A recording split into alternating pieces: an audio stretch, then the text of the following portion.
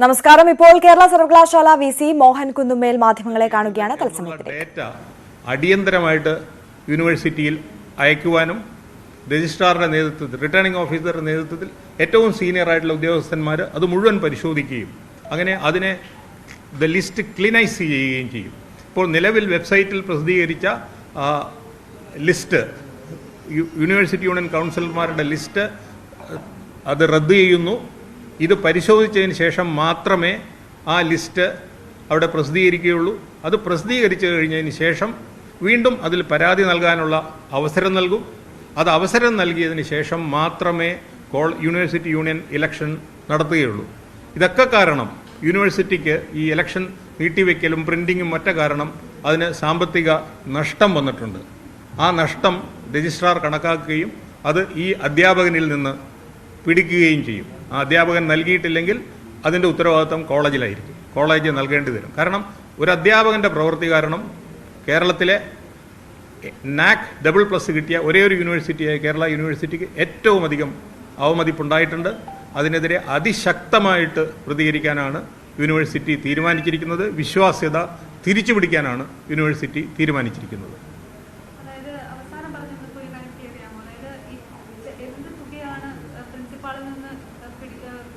അല്ല, ഈ ഇലക്ഷൻ നമ്മളൊരു ഡേറ്റിൽ നിശ്ചയിച്ചല്ലോ. അപ്പോൾ അതിന് വേണ്ടിയിട്ട് യൂണിവേഴ്സിറ്റി കുറേ ചിലവുകൾ നടത്തിയല്ലോ. അതേ ചിലവുകൾ ഇനിയും ആവർത്തിക്കേണ്ടി വരും. അപ്പോൾ അത് എത്ര വരുമെന്ന് നമുക്കറിയില്ല. കാരണം ഇത് ആദ്യമായിട്ടാണ് ഇങ്ങനൊരു സംഭവം. അങ്ങനെ വരികയാണെങ്കിൽ ആ amount also has to be given to the university.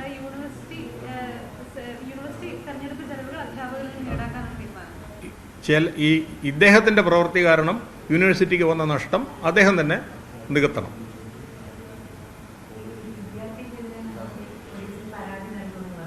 അതെ,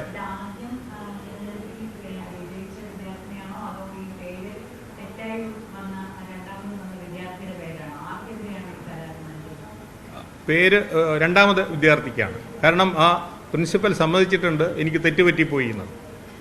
അപ്പോൾ ഇദ്ദേഹത്തിൻ്റെ പേര് ഒരു ഫോമിൽ ഫോട്ടോ ഒട്ടിച്ചിട്ടാണ് അയക്കേണ്ടത്. ആ ഫോട്ടോയിൽ ഈ വിദ്യാർത്ഥിയെ ഒപ്പിടുന്നുണ്ട്, അറ്റസ്റ്റ് ചെയ്തുകൊണ്ട് പ്രിൻസിപ്പലും ഒപ്പിടുന്നുണ്ട്. അത് തെറ്റാണെന്ന് പ്രിൻസിപ്പൽ സമ്മതിക്കുന്നുമുണ്ട്. അപ്പോൾ പ്രിൻസിപ്പലാണ് പ്രൈമാ ഫേസിയ കുറ്റക്കാരൻ. തീർച്ചയായിട്ടും ആ കുട്ടി അതിൻ്റെ ഒരു അക്കംപ്ലിസ് എന്ന നിലയിൽ കുട്ടിക്കും ഉത്തരവാദിത്തമുണ്ട്. അതെ,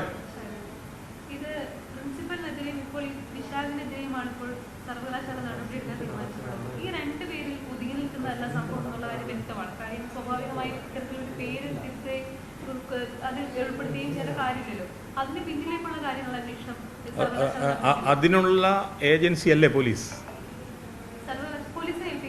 പോലീസിനെ ഏൽപ്പിക്കുകയാണ്. അതിനുള്ള ഏജൻസിയാണ് പോലീസ്. സർവകലാശാലയുടെ പരിമിതി നമുക്കറിയാം. അതേസമയം പോലീസിന് പരിമിതിയില്ല.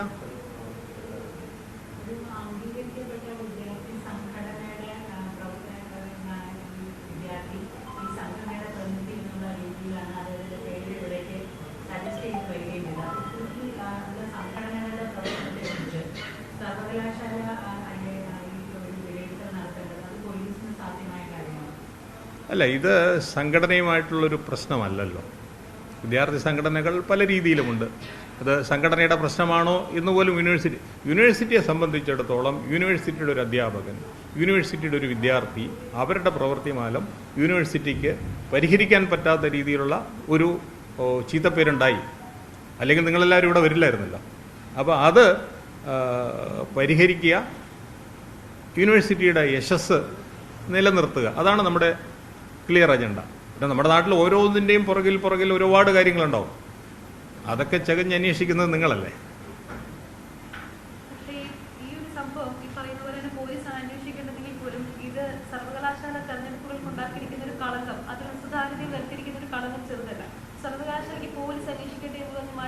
അല്ലല്ല, അങ്ങനെയല്ല. ഇതിനകത്ത് when somebody gives A wrong information, ഉത്തരവാദിത്തപ്പെട്ട ഒരു ഓഫീസിലോട്ട് തെറ്റായ ഇൻഫർമേഷൻ തരുന്നത് ചീറ്റിംഗ് ആണ്. അത് നമ്മുടെ ക്രിമിനൽ നടപടിക്രമത്തിൽ പെടുന്നൊരു കാര്യമാണ്. അപ്പോൾ അതാണ് യൂണിവേഴ്സിറ്റി അറിയിക്കുന്നത്. ക്രിമിനൽ നടപടി പ്രകാരം അറിയിക്കുമ്പോൾ അതിനകത്ത് പോലീസ് ഇൻവെസ്റ്റിഗേറ്റ് ചെയ്ത് ഇയാളെ കള്ളത്തരം ചെയ്തു എന്നല്ല. അപ്പോൾ അതിൻ്റെ FIR രജിസ്റ്റർ ചെയ്യുകയും അതനുസരിച്ചിട്ട് അദ്ദേഹത്തിന് ശിക്ഷ നൽകുകയും മറ്റുമൊക്കെ ചെയ്യുന്ന ലീഗൽ നടപടിക്രമത്തിന് വേണ്ടിയിട്ട് നമ്മൾ ആവശ്യപ്പെടുകയാണ്. അതാണ് ഇതിന്. അതേസമയം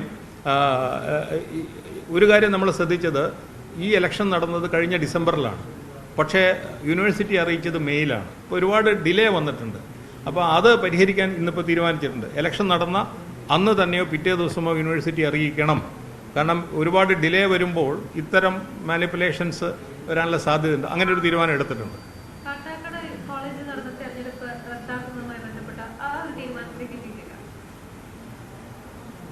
ഇല്ല, അതിനി നമ്മൾ പരിശോധിക്കും. കാരണം അവിടെ ഒന്ന് ഇലക്ഷൻ നടന്നിട്ടില്ല. അവിടെ നടന്നത് അവർ യുനാനിമസ് ആയിട്ട് തിരഞ്ഞെടുത്താണെന്നാണ് പറയുന്നത്.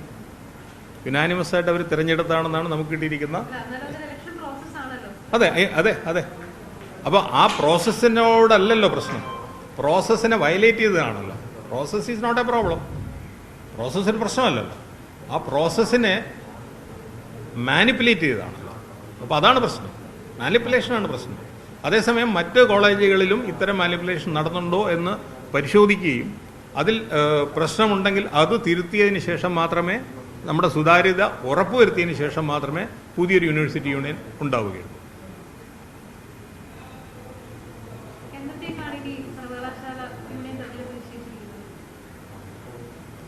ആദ്യം ലിസ്റ്റ് തയ്യാറാണ്. അപ്പോൾ അത് കഴിയുന്നതും ഒരാഴ്ചക്കകം എല്ലാവരോടും ലിസ്റ്റ് തരാൻ പറയുന്നുണ്ട്. അത് തന്നു കഴിഞ്ഞതിന് ശേഷം അത് പരിശോധിക്കും. അത് പരിശോധിച്ചതിന് ശേഷം വെബ്സൈറ്റിലിടും. വെബ്സൈറ്റിലിട്ടതിന് ശേഷം പരാതി വീണ്ടും തരാം. അത് കഴിഞ്ഞതിന് ശേഷം, അപ്പോൾ ഇത് കുറച്ച് ഡിലേഡ് ആവും.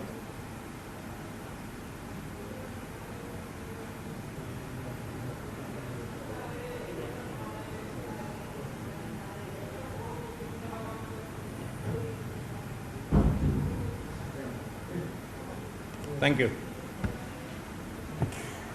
കാട്ടാക്കട ക്രിസ്ത്യൻ കോളേജ് യൂണിയൻ തെരഞ്ഞെടുപ്പുമായി ബന്ധപ്പെട്ട SFI യൂണിയനിലെ ആൾമാറാട്ട വിവാദത്തിൽ പ്രതികരിക്കുകയായിരുന്നു കേരള സർവകലാശാല VC മോഹൻ കുന്നുമ്മേൽ. ഇത് സർവകലാശാലയ്ക്ക് തന്നെ അവമതിപ്പുണ്ടാക്കിയ ഒരു വിഷയമാണ്. വളരെ ഗൗരവമായി തന്നെ ഈ ഒരു വിഷയത്തെ കാണുന്നുവെന്നും ശക്തമായ നടപടി സ്വീകരിക്കുമെന്നും അദ്ദേഹം പറയുന്നു. പോലീസിൽ പരാതി നൽകാൻ സർവകലാശാല ഒരുങ്ങുകയാണ്. അതേസമയം തന്നെ കാട്ടാക്കട ക്രിസ്ത്യൻ കോളേജിന്റെ പ്രിൻസിപ്പൽ ഇൻചാർജ് GJ ഷൈജുവിനെ പ്രിൻസിപ്പൽ സ്ഥാനത്ത് നിന്ന് നീക്കം ചെയ്യാൻ മാനേജ്മെന്റിനോട് ആവശ്യപ്പെടും. നടപടി എടുത്തില്ലെങ്കിൽ കോളേജിന്റെ അഫിലിയേഷൻ തന്നെ റദ്ദാക്കുന്നതടക്കം പരിഗണനയിലുണ്ടെന്നും അദ്ദേഹം വ്യക്തമാക്കുകയാണ്. ഇലക്ഷൻ മാറ്റിവെച്ചതിലുണ്ടായ നഷ്ടം ഈടാക്കാനും നടപടി എടുക്കുമെന്നും കേരള സർവകലാശാല VC മോഹൻ കുന്നുമേൽ ഇപ്പോൾ മാധ്യമങ്ങളെ കണ്ടപ്പോൾ പറയുകയാണ്. ഇതിൽ സർവകലാശാലയെ വഞ്ചിക്കുന്ന നടപടിയാണ് കോളേജിന്റെ SFI യൂണിയന്റെ ഭാഗത്തു നിന്ന് ഉണ്ടായിട്ടുള്ളത്. വിദ്യാർത്ഥിക്കെതിരെ കോളേജിൽ നിന്ന് നടപടി ഉണ്ടാകുന്നതിന് പുറമെ, സർവകലാശാലയിൽ നിന്ന് നടപടി ഉണ്ടാകുന്നതിന് പുറമെ തന്നെ പോലീസിൽ പരാതി നൽകി നിയമപരമായി തന്നെ ഈ ഒരു വിഷയത്തെ നോക്കിക്കാണാനാണ്, അല്ലെങ്കിൽ നടപടിയെടുക്കാനാണ് സർവകലാശാല തീരുമാനിച്ചിരിക്കുന്നത് എന്നടക്കമുള്ള കാര്യങ്ങളാണ് അദ്ദേഹം പറഞ്ഞത്.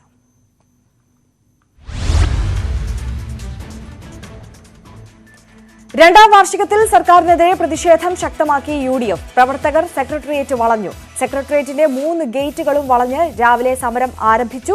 സമരം ഉച്ചയോടെ അവസാനിച്ചു.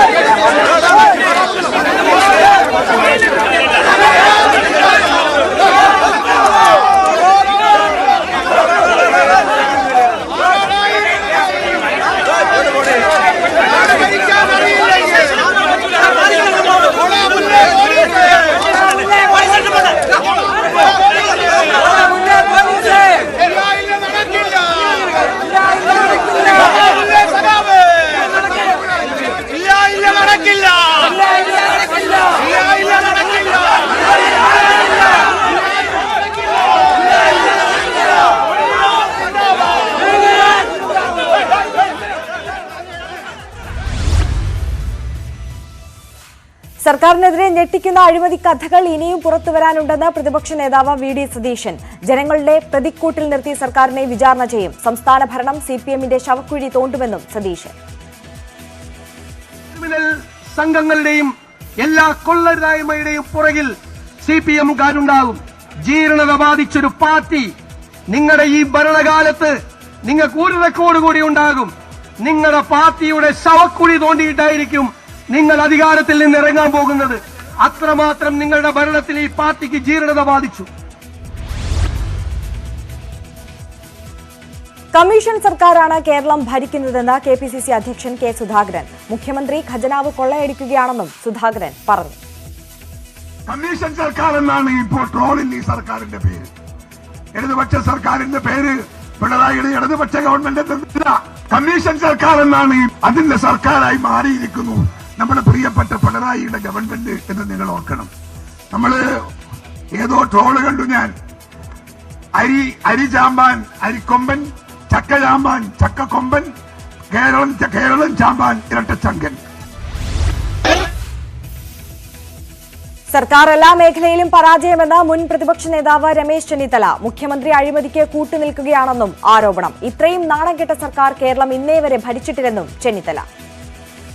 7 വർഷക്കാലമായി ജനങ്ങൾക്ക് വേണ്ടി ഒന്നും ചെയ്യാത്ത അഴിമതി മാത്രം നടത്തുന്ന ഒരു ഗവൺമെന്റാണ്. അഴിമതി സർക്കാരാണിത്. ജനക്ഷേമം തൊട്ടു നീണ്ടിയിട്ടില്ലാത്ത ഗവൺമെന്റാണ്. തുടർഭരണം കിട്ടിയതിന്റെ അഹങ്കാരത്തിൽ ജനങ്ങളെ വെല്ലുവിളിക്കുന്ന ഭരണമാണ്. ഇപ്പൊ നിങ്ങൾ നോക്കൂ, 2ാം വാർഷിക ദിനത്തിൽ തന്നെ റേഷൻ കിട്ടുന്നില്ല, പോസ്റ്റ് മെഷീൻ കേടാണ്, പെൻഷൻ കിട്ടുന്നില്ല, ജോലി ചെയ്താൽ ശമ്പളം പോലും കിട്ടുന്നില്ല. വലിയ തകർച്ചയിലാണ് കേരളം എത്തി നിൽക്കുന്നത്. അതിനെതിരെയുള്ള ജനങ്ങളുടെ പ്രതിഷേധമാണ് ഇവിടെ ഉയർന്നു വരുന്നത്. UDF സമരവേദിയിൽ കുഴഞ്ഞു വീണ MK മുനീർ പ്രസംഗിക്കുന്നതിനിടെ ദേഹാസ്വാസ്ഥ്യം. ആരോഗ്യം വീണ്ടെടുത്ത ശേഷം അദ്ദേഹം വീണ്ടും വേദിയിലെത്തി.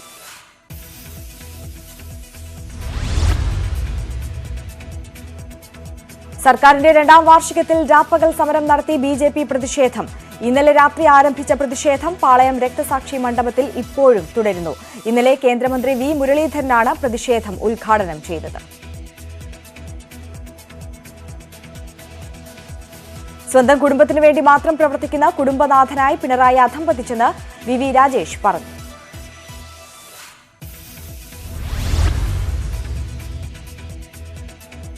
കേരളം കണ്ട ഏറ്റവും വലിയ കൊള്ളക്കാരുടെ സർക്കാരാണ് ഇപ്പോൾ ഭരിക്കുന്നതെന്ന് BJP സംസ്ഥാന അധ്യക്ഷൻ കെ സുരേന്ദ്രൻ. ഇന്ത്യയിലെ ഏറ്റവും വലിയ അഴിമതിക്കാരനായ മുഖ്യമന്ത്രിയാണ് പിണറായി എന്നും സുരേന്ദ്രൻ പറഞ്ഞു. കേരളം കണ്ടതിൽ വച്ചിട്ടുള്ള ഏറ്റവും വലിയ കൊള്ളക്കാരുടെ സർക്കാരാണ് പിണറായി വിജയന്റെ സർക്കാർ. ആലിബാബയും 41 കള്ളന്മാരും എന്ന് പറയുന്നത് പോലെ പിണറായി വിജയനും 20 കള്ളന്മാരും ചേർന്ന് നമ്മുടെ നാടിനെ കൊള്ളയടിച്ചുകൊണ്ടിരിക്കുകയാണ്. ഈ സർക്കാരിന്റെ മുഖമുദ്ര അഴിമതി എന്നുള്ളതാണ്. എല്ലാ കാര്യത്തിലും അഴിമതി നടക്കുന്ന സർക്കാരാണ് പിണറായി വിജയന്റെ സർക്കാർ. ഒരവസരം ഏത് കിട്ടിയാലും അതിൽ കൊള്ളയടിക്കുക എന്നുള്ളതാണ് പിണറായി വിജയൻ സർക്കാരിന്റെ രീതി.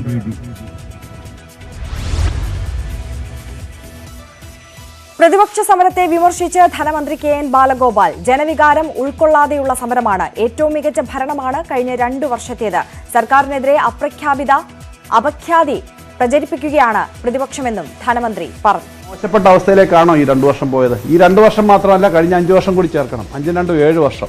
ഇന്ന് അദ്ദേഹം പ്രതിപക്ഷ നേതാവ് പറയുന്ന കേട്ടു, തലയിൽ മുണ്ടിട്ട് കേരളത്തിലെ നേതാക്കന്മാർക്ക്, മുഖ്യമന്ത്രി ഉൾപ്പെടെയുള്ളവർക്ക് പുറത്തിറങ്ങാൻ പറ്റൂ. തലയിൽ വെയിലൊക്കെ വരുമ്പോഴോ മഴ വരുമ്പോഴോ എല്ലാവരും കൊട പിടിക്കുന്ന പോലെ അല്ലാതെ ഏറ്റവും അഭിമാനത്തോടു കൂടി തല ഉയർത്തിപ്പിടിച്ച് ഇന്ത്യയിലെ ഏറ്റവും മെച്ചപ്പെട്ട, ലോകത്തെ ഇത്തരം രാജ്യങ്ങളിലെ, സംസ്ഥാനങ്ങളിൽ, പ്രദേശങ്ങളിൽ ഏറ്റവും മെച്ചപ്പെട്ട വികസനം ഉണ്ടാക്കിയ സ്ഥലമാണ് എന്ന് കാണിച്ചുകൊണ്ട് അന്തസ്സോടുകൂടി മുന്നോട്ട് പോകാൻ പറ്റും. അത് കേരളത്തിലെ പ്രതിപക്ഷ നേതാവാണ് എന്നുള്ളത് കൊണ്ട് തന്നെ ശ്രീ സതീശനും പുറത്തു പോകുമ്പോൾ തലേ മുണ്ടേണ്ടി വരത്തില്ല. കാരണം കേരളത്തിലെ പ്രതിപക്ഷ നേതാവല്ലേ, ഇത്രയും വികസനമുള്ള കേരളമാണല്ലോ. കേരളം എങ്ങനെയാണ് ചെയ്യുന്നതെന്ന് വാസ്തവത്തിൽ കേരളത്തിന് പുറത്തു പോകുമ്പം, ഇന്ത്യക്ക് പുറത്തു പോകുമ്പം ഈ കേരളം എന്ന് പറയുന്ന സംസ്ഥാനത്ത് നടന്ന ഡെവലപ്മെന്റിനെ സംബന്ധിച്ച് പ്രതിപക്ഷ നേതാവിനും കോൺഗ്രസ് നേതാക്കന്മാർക്കും BJP നേതാക്കന്മാർക്കും ഉൾപ്പെടെ പറയാം, ഞങ്ങളുടെ സ്റ്റേറ്റ് കേരളമാണ്, കേരളത്തിൽ ഇതിന് ഡെവലപ്മെന്റ് ഉണ്ട്, അവിടെ ദരിദ്രര് പോലും ഇല്ലാത്ത തരത്തിലുള്ള വികസന കാര്യങ്ങളാണ്, കൂടുതൽ തൊഴിലവസരങ്ങളാണ്. പ്രതിപക്ഷത്തെ വിമർശിച്ച് മന്ത്രി ജെ ചിഞ്ചുറാണി. പ്രതിപക്ഷത്തിന്റേത് സമരത്തിന് വേണ്ടിയുള്ള സമരമാണ്. പ്രതിപക്ഷത്ത് LDF ആയിരുന്നുവെങ്കിൽ തങ്ങളും സമരം ചെയ്തേനെ. എല്ലാ മേഖലയിലും വികസനം കൊണ്ടുവന്ന സർക്കാരാണ് കേരളം ഭരിക്കുന്നതെന്നും മന്ത്രി പറഞ്ഞു.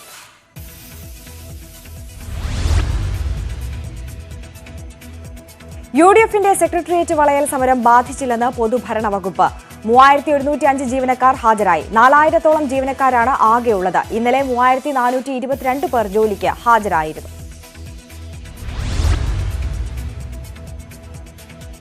AI ക്യാമറ പദ്ധതി കേരളം കണ്ട ഏറ്റവും വലിയ അഴിമതിയെന്ന് രമേശ് ചെന്നിത്തല. വ്യവസായ മന്ത്രി കെൽട്രോണിനെ വെള്ളപൂശി ഒരാഴ്ചയ്ക്കുള്ളിൽ വ്യവസായ വകുപ്പ് സെക്രട്ടറിയോട് റിപ്പോർട്ട് തരാൻ ആവശ്യപ്പെട്ടിരുന്നു. അദ്ദേഹത്തെ ആരോഗ്യ വകുപ്പിലേക്ക് സ്ഥലം മാറ്റിയിരുന്നു. 3 ആഴ്ച കഴിഞ്ഞിട്ടാണ് റിപ്പോർട്ട് സമർപ്പിച്ചത്.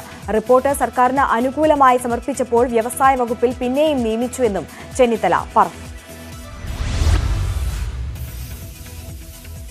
കോൺഗ്രസ് എന്ത് ചെയ്യണമെന്ന P. രാജീവിന്റെ ഉപദേശം വേണ്ടെന്ന് രമേശ് ചെന്നിത്തല. റിപ്പോർട്ട് കിട്ടിയതിന് ശേഷം നിയമപരമായി മുന്നോട്ട് പോകാനായിരുന്നു തീരുമാനം. നിയമപരമായി കാര്യങ്ങൾ ആലോചിച്ച് തീരുമാനിക്കുമെന്നും ചെന്നിത്തല.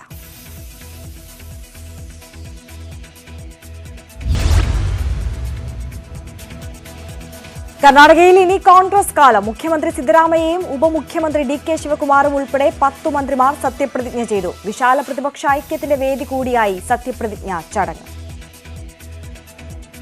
DK ಶಿವಕುಮಾರ್ ಎಂಬ ಹೆಸರಿನಾದ ನಾನು ಕಾನೂನು ಮೂಲಕ ಸ್ಥಾಪಿತವಾದ ಭಾರತದ ಸಂವಿಧಾನ ವಿಷಯದಲ್ಲಿ ನಿಜವಾದ ಶ್ರದ್ಧೆ ಮತ್ತು ನಿಷ್ಠೆಯನ್ನು ಹೊಂದಿರುತ್ತೇನೆಂದು ನಾನು ಭಾರತದ ಸಾರ್ವಭೌಮತ್ವವನ್ನು ಮತ್ತು ಅಖಂಡತೆಯನ್ನು ಎತ್ತಿ ಹಿಡಿಯುತ್ತೇನೆಂದು ಮತ್ತು ಕರ್ನಾಟಕ ರಾಜ್ಯದ ಉಪಮುಖ್ಯಮಂತ್ರಿಯಾಗಿ ನನ್ನ ಕರ್ತವ್ಯವನ್ನು ಶ್ರದ್ಧಾಪೂರ್ವಕವಾಗಿ ಮತ್ತು ಅಂತಃಕರಣದ ಪೂರ್ವಕವಾಗಿ ನಿರ್ವಹಿಸುತ್ತೇನೆಂದು ಭಯ ಅಥವಾ ಪಕ್ಷಪಾತವಿಲ್ಲದೆ ರಾಗ ದ್ವೇಷವಿಲ್ಲದೆ ಎಲ್ಲ ಬಗೆಯ ಜನರಿಗೆ ಸಂವಿಧಾನ ಮತ್ತು ಕಾನೂನಿಗೆ ಅನುಸಾರವಾಗಿ ನ್ಯಾಯಯುತವಾಗಿರೆಂದು ಮಾಡುತ್ತೇನೆಂದು ಶ್ರೀ ಗಂಗಾಧರ ಅಜ್ಜನ ಹೆಸರಿನಲ್ಲಿ ಪ್ರಮಾಣ ಮಾಡುತ್ತೇನೆ.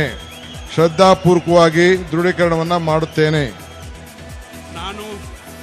ನಾನು DK ಶಿವಕುಮಾರ್ ಎಂಬ ಹೆಸರು ನಾನು ಕರ್ನಾಟಕ ರಾಜ್ಯದ ಉಪಮುಖ್ಯಮಂತ್ರಿಯಾಗಿ ನನ್ನ ಪರ್ಯಾಲೋಚನೆಗೆ ತರಲಾಗುವಾದಂಥ ಅಥವಾ ನನ್ನ ತಿಳಿಯ ಬಯಸುವ ಯಾವುದೇ ವಿಷಯವನ್ನು ರಾಜ್ಯದ ಉಪಮುಖ್ಯಮಂತ್ರಿಯಾಗಿ ನನ್ನ ಕರ್ತವ್ಯಯುಕ್ತ ನಿರ್ವಹಣೆ ಅಗತ್ಯಬಹುದಾದಂಥ ಸಂದರ್ಭಗಳಲ್ಲದೆ ಅನ್ಯಥಾ ಯಾವುದೇ ವ್ಯಕ್ತಿ ಅಥವಾ ವ್ಯಕ್ತಿಗಳಿಗೆ ಪ್ರತ್ಯಕ್ಷವಾಗಿ ಅಥವಾ ಪರೋಕ್ಷವಾಗಿ ತಿಳಿಸುವುದಿಲ್ಲ.